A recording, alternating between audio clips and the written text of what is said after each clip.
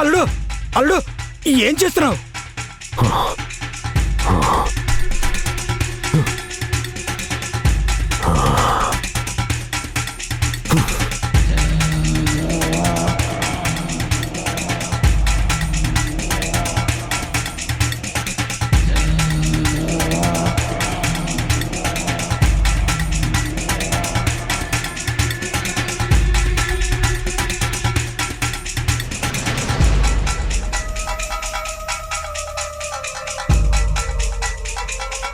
ఏంటల్లుడు అది విషయం శరీరంలోకి పాకింది అంటే చచ్చిపోతావు.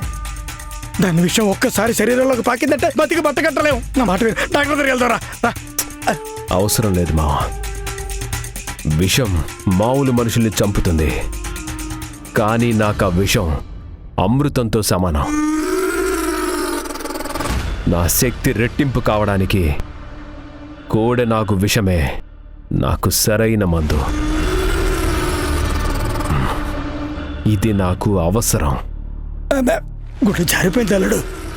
అయినా నీకు బోలెడన్న విషయాలు తెలుసు కదా, ఈ విషయం ఎందుకు? నా విద్యలకు విరుగుడు లేకుండా చెయ్యాలంటే ఒళ్ళంతా విషంలా మారాలి. మరి ఆ రోజు నీ కల్లో భవానీ మెడలో తాళి కనిపించింది అన్నావు. నిజంగానే తాళి కనిపించింది అల్లుడు? మరి ఆ తాళి కట్టింది ఎవరో ఈ విద్యను ఉపయోగించి తెలుసుకోవచ్చు కదా. వాడెవడో తెలిస్తే మనం ఏం చేయాలో కూడా తెలుస్తుంది కదా. ఒకవేళ నిజంగానే ఆ భవానీయే తాళి కట్టుకుంది అనుకుంటే? అల్లుడు నా మాట విని ఒక్కసారి అంజనం వేసి చూడల్లుడు.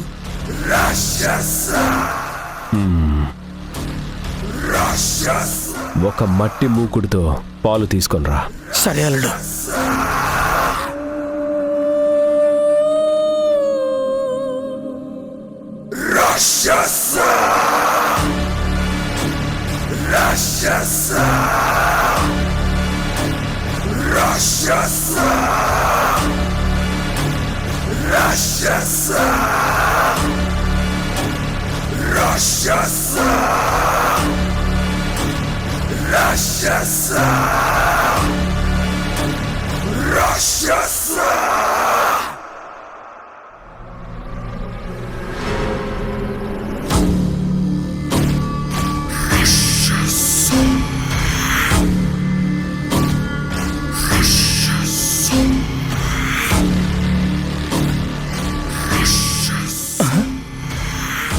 ఏమైందల్లుడు? అది భవానీ కట్టుకున్న తాళి కాదు, ఎవరో కట్టారు. బాగా చూడల్లుడు. కనిపించడం లేదు మావా. ఇంకొకసారి బాగా చూడు.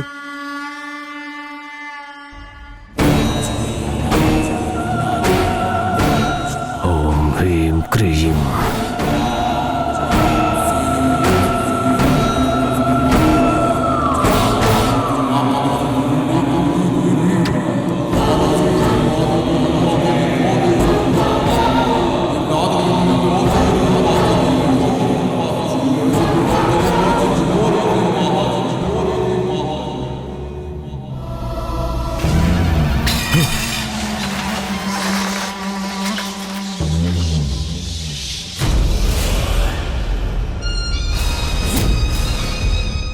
ఇదేంటి అల్లుడు?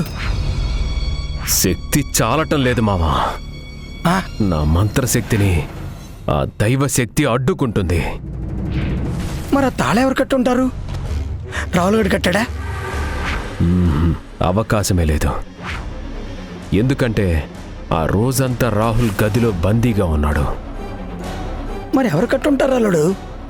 అది అనవసరం మావా. మనకు కావాల్సింది ఆ భవానీ ప్రాణం. ఇప్పుడది ఎక్కడుంది? ఆ ముసల్దాంతో కలిసి ఊరు బయట ఏదో గుడిసెలో ఉందంట. దాన్నక్కడే బొంద పెట్టాలి. మనుషులు కాని మృగాలను తీసుకొనిరా. ఈ అవకాశాన్ని వదలకూడదు. అలాగే అల్లుడు.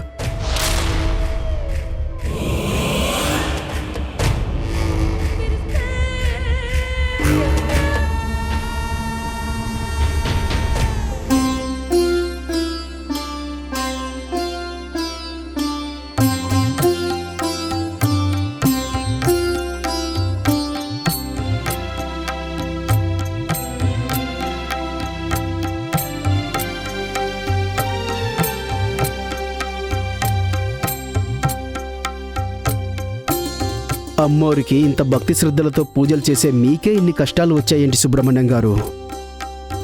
అవి కష్టాలు కాదయ్యా, పరీక్షలు. ఎంతటి వారికైనా తప్పవు. అమ్మా అమ్మోరు తల్లి సల్లంగా చూడమ్మా.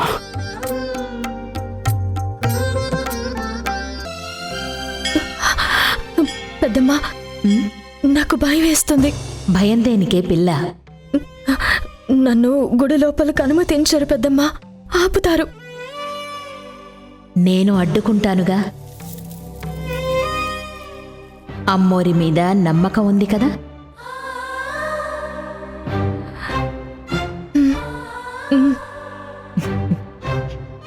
రా, అమ్మోర్ని కలవాలని నువ్వు ఆరాటపడుతున్నట్టే అమ్మ కూడా బిడ్డ రాక కోసం ఎదురు చూస్తోంది. పద.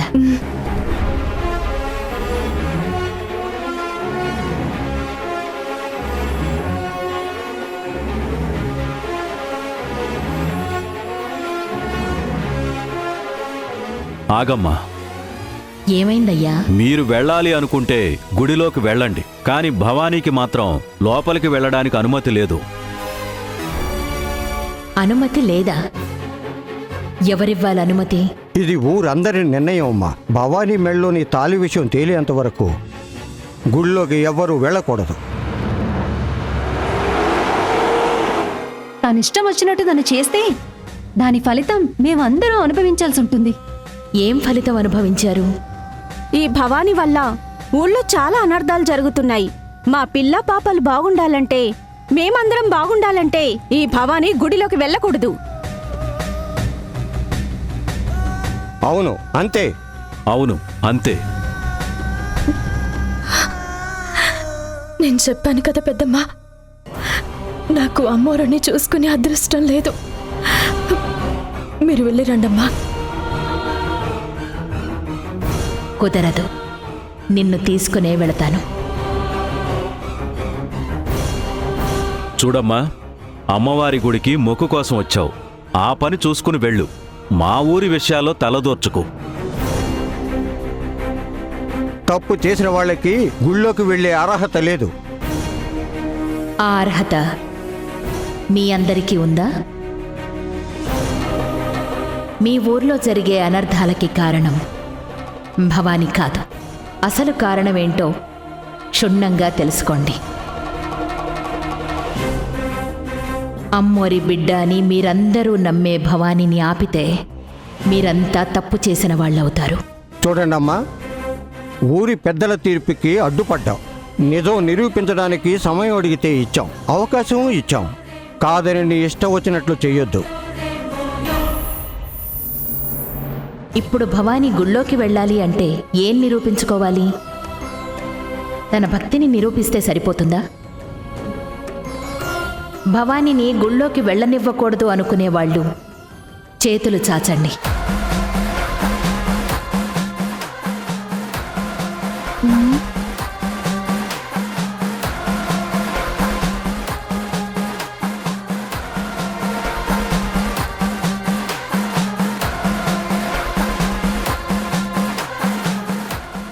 భవానీ మెళ్ళలోని తాళి విషయం తర్వాత నిరూపణ అవుతుంది.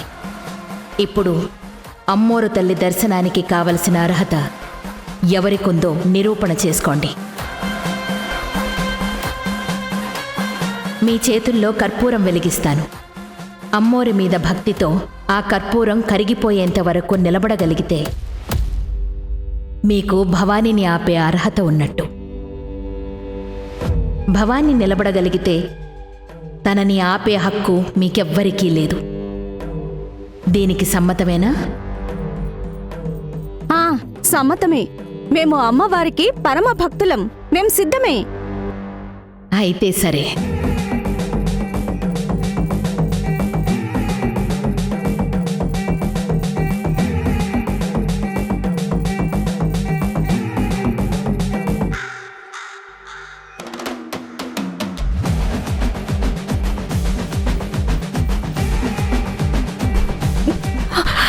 అమ్మా, అమ్మోరు తల్లి,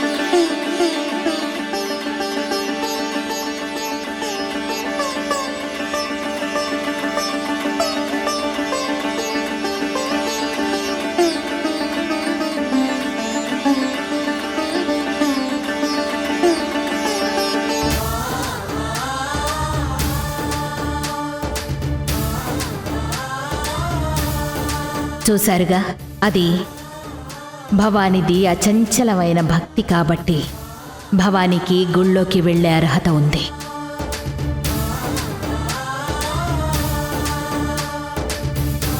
దాన్ని కాదనే అధికారం ఎవ్వరికీ లేదు.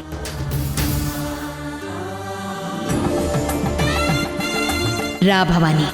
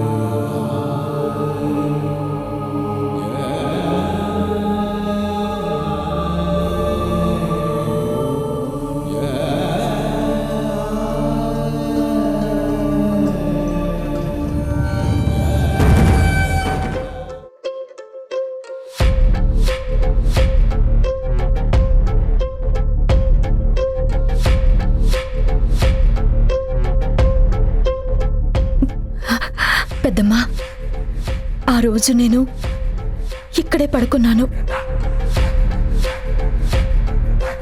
తెల్లారి లేచేసరికి నా మెడలో పసుపు కొమ్ము తాళిలా కట్టుంది.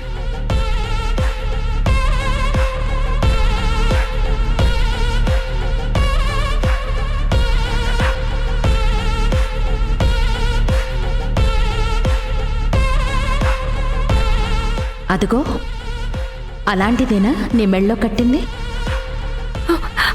అవును పెద్దమ్మా. ఒకవేళ ఆ ముడుపుకు కట్టిన పసుపు తాడే నీ మెళ్ళో జారి పడిందేమో? ఏంటి పెద్దమ్మా, మీరు కూడా అలాగే అంటారు? ఎదుగోండి, చూడండి, 3 ముళ్ళు వేసున్నాయి.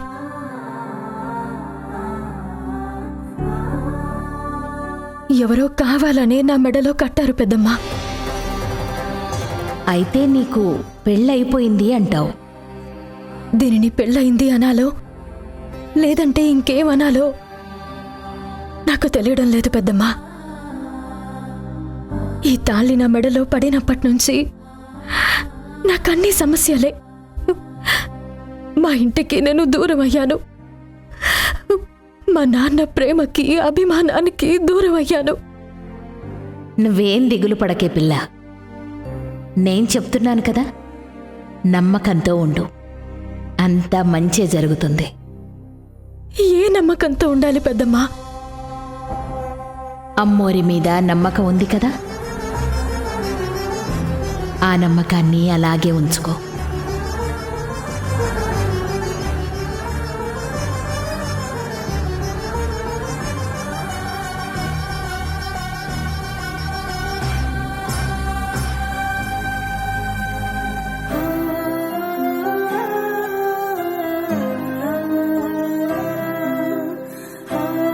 అమ్మా,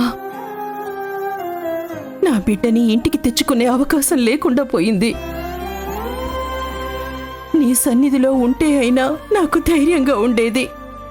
ఆ అవకాశం కూడా లేకుండా నా బిడ్డని గుడిలోకి అడుగు పెట్టనీయకుండా చేశారు. అయిన వాళ్ళందరం పరాయి వాళ్ళలాగా దూరంగా ఉండిపోయామమ్మా. ఇప్పుడు నువ్వే నా బిడ్డని ఆదుకోవాలి తల్లి, ఆదుకోవాలి. అమ్మా, అమ్మా, వస్తున్నా. అమ్మా, ఏంటమ్మా? అమ్మా, అమ్మా, నీకు విషయం తెలుసా? ఇప్పుడు మన భవానీ గుళ్ళోనే ఉందంటమ్మా. నిజంగానా? అవునమ్మా, మన పక్కింటి రంగమ్మత్త చెప్పింది. మన భవానీని గుళ్ళోనే చూసిందంట. ఆ సమస్య తేలేంత వరకు గుళ్ళోకి వెళ్ళకూడదని ఊరి పెద్దలు ఆంక్షలు పెట్టారు కదా తల్లి. కానీ ఆ పెద్దావిడ ఉంది కదా, ఆవిడే వాళ్ళందర్నీ ఎదురించి మన భవానీని గుళ్ళోకి తీసుకెళ్ళిందంటమ్మా. నిజంగానా? ఆ మహాతల్లి ఎవరో కాని మన పాలిట దేవతలా వచ్చింది.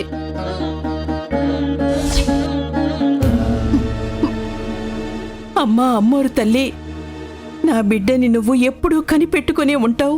అలాగే దాన్ని ఆ సమస్య నుండి బయటపడేలా చేయి తల్లి. ఏంటమ్మా, దాన్ని గుళ్ళోకి రానిచ్చారని తెగ సంబరపడిపోతున్నారు? ఆ పెద్దావిడెవరో ఏదో మాయ చేసి గుళ్ళోకి తీసుకుని వెళ్ళిందేమో, కానీ తన మెల్లో ఉన్న తాలి విషయంలో ఏం చేస్తుంది? ఎక్కడికి పోయినా భవానీ మెళ్ళో తాలి గురించే మాట్లాడుకుంటున్నారు అందరూ. మనల్ని చూసి వెటకారంగా మాట్లాడుకుంటున్నారు. వాళ్ళ మాటలు వింటుంటే చచ్చిపోవాలనిపిస్తుంది. ఆ బాగిందెవరో చెప్పవే, చెప్పు తెగేదాకా కొడతాను. విషయం ఏంటో తెలియకుండా భవానీ గురించి తప్పుగా ఎలా మాట్లాడతారు? ఒక్కొక్కళ్ళకి పళ్ళు రాలగొట్టాలి. ఎంతమంది నన్ను కొడతావక్క? ఊరంతా అలాగే మాట్లాడుకుంటున్నారు. అందరూ భవానీదే తప్పంటున్నారు. అందరికీ కలిపి సమాధానం చెప్పే రోజు తప్పకుండా వస్తుంది మధురా. నా భవానీ నిప్పు, ప్రాణం పోయినా ఏ తప్పు చెయ్యదు. భవతీ భిక్షాందేహి, భవతీ భిక్షాందేహి, భవతీ భిక్షాందేహి. పోవయ్యా, ప్రతి వాళ్ళకి మా ఇల్లు ఒకటి దొరుకుతుంది భిక్షం అడగడానికి. వెళ్ళు.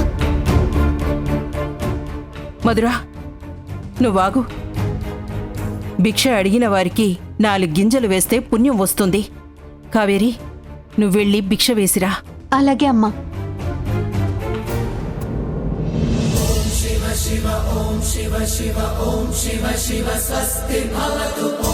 ఓం నమః శివాయ.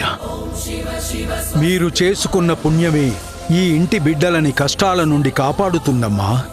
వెయ్యండి.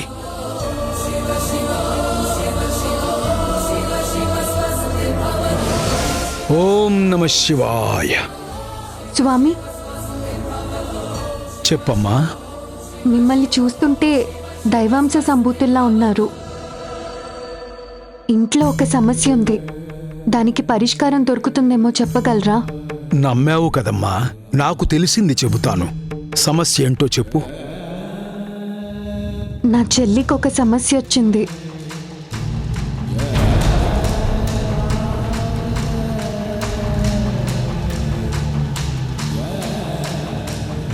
తన మెడలో ఎవరు తాళి కట్టారో తెలీదు. ఊరంతా నా చెల్లెలు తప్పు చేసింది అని తనని తప్పు పడుతున్నారు. మా చెల్లి బయటపడుతుందంటారా?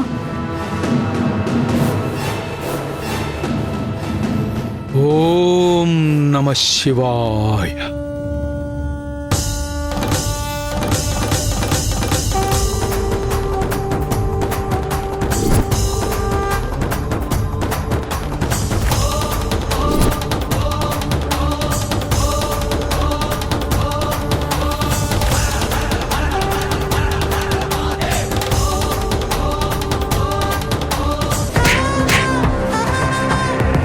రేపటికల్లా ఆ భవానీ చావు వార్త వింటారు.